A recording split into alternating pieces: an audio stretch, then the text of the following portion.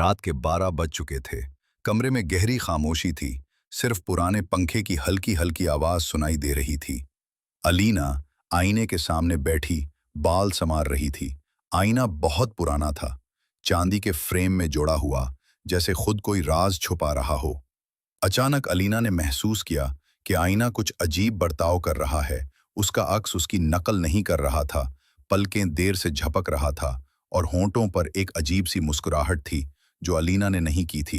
वो घबरा कर पीछे हुई, मगर अक्स ने मुस्कुरा कर कहा, अब तुम यहाँ रहोगी। और एक साया आईने से बाहर निकला।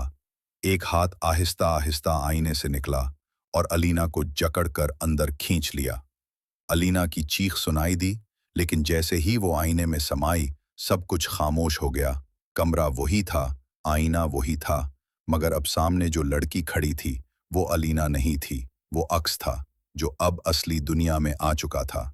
वो आहिस्ता आहिस्ता बाल संवारने लगा, बगैर पलक झपकाए, बगैर कुछ कहे।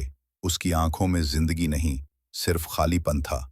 वो आईने की तरफ नहीं, कैमरे की तरफ देख रहा था, जैसे अगला शिकार वही हो जो उसे देखे। रात के 12 बज चुके थे। कमरे में गहरी खामोशी थी। सिर्फ पुराने पंखे की हल्की हल्की आवाज सुनाई दे रही थी। अलीना आईने के सामने बैठी बाल संवार रही थी। आईना बहुत पुराना था, चांदी के फ्रेम में जोड़ा हुआ, जैसे खुद कोई राज छुपा रहा हो। अचानक अलीना ने महसूस किया कि आईना कुछ अजीब बर्ताव कर रहा है। उसका अक्स उसकी नकल नहीं कर रहा था। पलकें देर से झपक रहा था और होंठों पर एक अजीब सी मुस्कुराहट थी जो अलीना ने नहीं की थी। वो घबरा कर पीछे हुई, मगर अक्स ने मुस्कुरा कर कहा, अब तुम यहाँ रहोगी। और एक साया आईने से बाहर निकला। एक हाथ आहिस्ता आहिस्ता आईने से निकला और अलीना को जकड़ कर अंदर खींच लिया। अलीना की चीख सुनाई दी, लेकिन जैसे ही वो आईने में समाई, सब कुछ खामोश हो गया। कमरा वही था, आईना वही था, मगर अब सामने जो लड़की खड़ी थी वो अलीना नहीं थी, वो अक्स था जो अब असली दुनिया में आ चुका था।